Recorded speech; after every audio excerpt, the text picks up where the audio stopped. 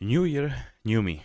Here we are again, another year passed, and the new one is arriving like Trakkun in an isekai anime. We are still broke and still struggling to go to the gym or find a girlfriend. But you know what we can do?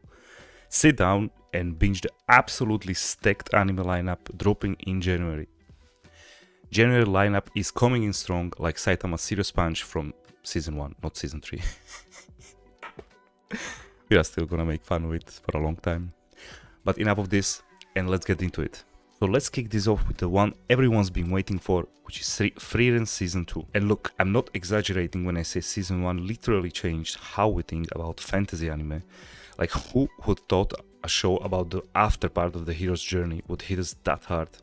But, you know, here we are, still thinking about that scene with Himmel statues, still tearing up about time and regret and what it means to truly know someone. Frieren hits us still constantly with this self-reflection and, you know, the regret of our past actions like Cyberpunk, Edge Runners ending on the moon. Too soon? Yeah, I think too soon. My bad. Season 1 ended with the first class mage exam and Fern being gifted the very best spell for clearing clothes. Yes guys. She actually could picked any spell and she literally took use the cleaning spell a lot, even in this day and age. Anyway, season 2 will be about the journey to Aureole so she can say goodbye to Himmel. It will serialize the Northern Travels arc, where they continue traveling after Fern successfully achieved rank 1 mage. And Frieren didn't. Then they moved to Divine Revolt arc with an awesome fight with a new demon enemy, no spoilers. After that, there will be the awesome Golden Land arc, where they reunite with Denken and they meet the awesome enemy working for the Demon Lord, Macht. I think they might still include the Goddess Monument arc, and that's where it will end. You need to keep in mind the anime is quickly catching up to the source material, so the manga is I think now on the bi-weekly schedule, so it would need to go back to the 1 week schedule, and so it would need to continue. Then after watching season 2, we will most likely still have enough material for season 3, but then we need to take a break like Hunter x Hunter, unfortunately. Now let's get to one of my favorite ones. For those of you who don't know, Medalist has been a black horse of 2025, and it's an awesome story about figure skating. To be honest, I never thought figure skating could be so fun. I even learned some of the name of the jumps like Axel, Salko, Lutz, but don't ask me what is the difference between them, because to this day I still don't know. I'm literally watching it for the feels. I always say that sports anime have a lot of potential because sports are very competitive and it can create tension very easily, so it has been easily one of my favorites of 2025. This one is special because it focuses on figure skating as a sport. It focuses on emotional depth, the relationship between Coach Tsukasa and Inori, an 11-year-old child who dreams of becoming a figure skater. Usually in her age, the kids are already a decade already riding on, figure skating. Her coach Tsukasa is actually a retired figure skater who started very late in his life. Now he's dedicated to coaching Inori and prove to everyone that 11 years old is not too late. Medalist is about the brutal reality of pursuing dreams that might be impossible, but we try nevertheless, like this YouTube channel. It's not about the huge competitions, but landing a jump you failed 100 times. Animation is an absolute goat. Studio Engi is pretty new, but very good, so let them cook for season 2 as well. One more thing. The opening is absolute fire, you need to go watch it. Season 2 will focus on Inori as she moved finally to the novice class, with girls competing from childhood, and the main premise will be the Chubu Block tournament. So with the next one, Mappa. Everybody is always looking at Mappa as the flagship of the anime industry. Even though they had a lot of controversy with paying and animator schedules, they always come with good projects, and when they picked up Hell's Paradise, they did a great job. The opening was absolute fire, the animation was awesome, the pacing, the execution was great. Mappa is good with this tense and dark background anime, so it really suits their style. Season 1 ended with the group exploring Shinsenkyo and finding some info on the Tensen, how the elixir of life is made, and even fighting them and nearly killing one of the Tensen. They find out about Tao, the life force energy that can be found everywhere, something like Chi, Chakra, whatever you call it. In season 2 they will focus on Horai arc with new people arriving at the island and having more encounters with the Tensei. Oshinoko season 3. Entertainment, idols, social media, our favorite dark anime from the depths of show business is coming back with another season. Absolute impact this one had. I would even classify it as very similar to what Takopi did when it came out. Season 2 was mainly focused around the Tokyo Blade play and Aqua digging dirt on the killer of his mom. At the end of Season 2, Ruby and Akane found the original body of Aqua, that of Goro Amamiya, which makes Ruby realize one of her main motivation is now gone, and we can clearly see her dark eye as she goes into Dark Saiyan mode, as she wants Aqua to find the culprit. Last scene was basically a first time face reveal of Aqua's and Ruby's dad, who killed yet another person.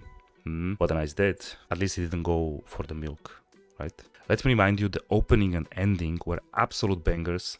Season 1 and even Season 2. There is a reason it's called No Skip, OP or ED. So Season 3 will focus on mainstay and scandal arcs. Without any spoilers, Ruby will evolve in the entertainment industry and Aqua will continue searching for the mama killer. The bar is really high because of the first 2 seasons, so let's see if Season 3 delivers as well. Jujutsu Kaisen.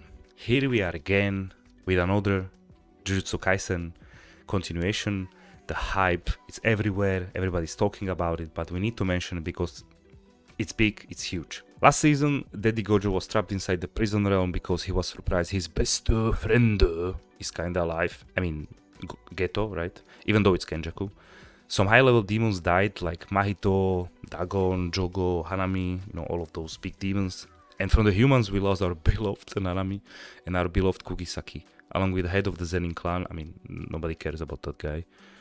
Kugisaki is still a question mark because someone got there at the end with the healing no jutsu, so we will see how that ends. We had a huge fight between Sukuna and Mahoraga, which was absolutely epic. And Season 3 will most likely focus on the extermination of Yuji arc, with Yuta coming in back, a perfect preparation arc, and after that the legendary Kalin game arc, where basically Jujutsu sorcerers and cursed spirits fights for survival points, which was initiated by Kenjaku. So it's gonna be brutal because Yuta is coming. Now I want to mention also Black Horses of the January season, because I believe this will be the main focus, or everybody will be looking at them.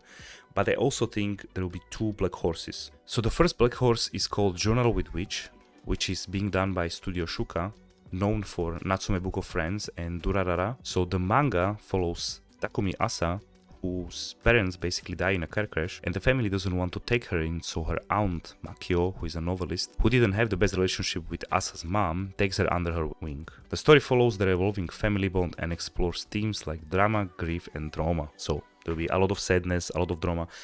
If you don't like it, then this kind of genre, then of course you most likely won't like this anime, but I personally like some deep stories, like deep emotional, like scars, traumas and stuff like this. So for me personally, it will be definitely a dark horse. So the second one is a romance, Black Horse, and basically it's a popular manga which is compared many times with the quintessential quintuplets or Amagami sisters, but this one does it very different.